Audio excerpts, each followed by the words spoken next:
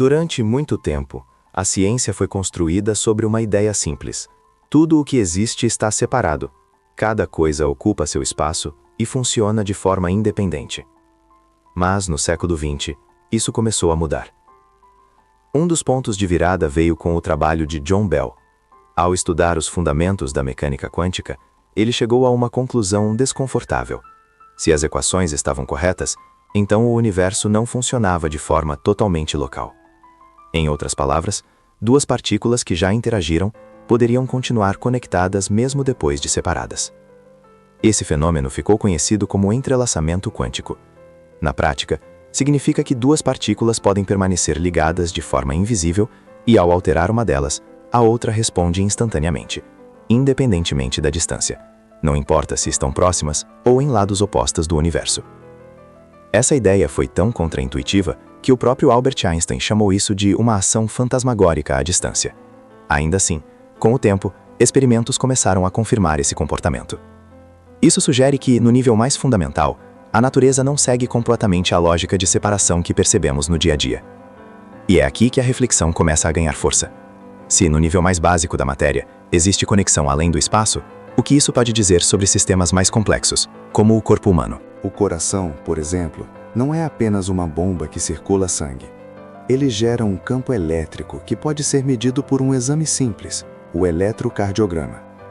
E esse sinal não está restrito ao peito. Ele pode ser detectado em diferentes partes do corpo, mostrando que o organismo funciona como um sistema integrado, onde sinais circulam, se propagam e se influenciam mutuamente. Agora conecta isso com algo que você já viu ao longo dessa série: os relatos de transplantados.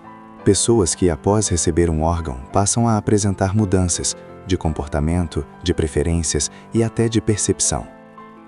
A ciência explica essas transformações de forma responsável, considerando fatores como o impacto psicológico da cirurgia, o uso de medicamentos e o processo de adaptação a uma nova vida. E essas explicações fazem sentido. Mas ainda assim, alguns relatos deixam uma pergunta em aberto. Será que tudo o que somos está apenas no cérebro? Ou será que o corpo participa mais profundamente daquilo que chamamos de identidade? É nesse ponto que surge a ideia de memória celular, não como um fato comprovado, mas como uma hipótese, uma tentativa de entender experiências que ainda não têm uma explicação completa. E aqui é importante manter clareza.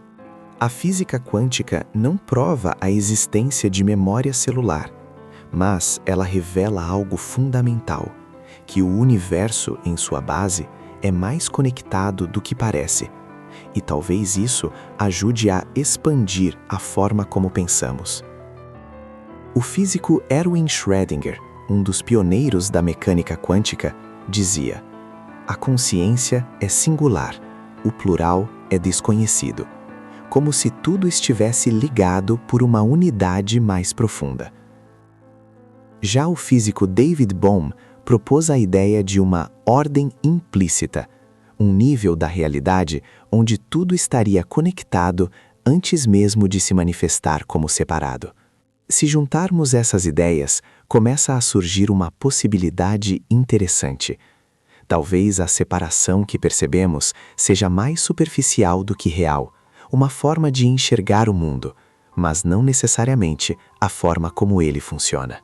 Séculos antes da física moderna, o médico e filósofo Paracelso já dizia que a força vital não está encerrada dentro do homem, mas irradia-se em torno dele como uma esfera luminosa e pode ser compelida a agir à distância.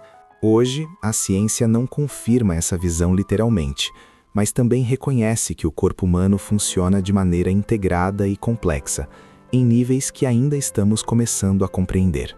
Talvez seja exatamente nesse ponto que tudo se encontra, entre o que já sabemos e aquilo que ainda estamos tentando entender. A ideia de não localidade não precisa ser aplicada diretamente ao corpo humano para ter valor. Ela já muda a forma como pensamos sobre conexão, separação e identidade. E no fim, a pergunta deixa de ser apenas científica e se torna também filosófica. O que define você? Seu cérebro? Seu corpo? suas experiências ou algo mais difícil de delimitar? Talvez ainda não exista uma resposta definitiva, mas uma coisa parece cada vez mais clara.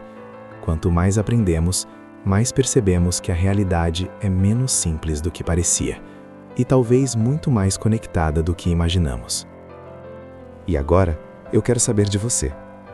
Você acredita que somos totalmente independentes ou parte de algo maior? Deixe a sua opinião aqui nos comentários. Eu realmente quero ler. E se esse tipo de conteúdo faz sentido para você, se inscreve no canal e ativa o sininho, porque nos próximos vídeos a gente vai trazer mais histórias e reflexões que vão te fazer questionar o que parece óbvio.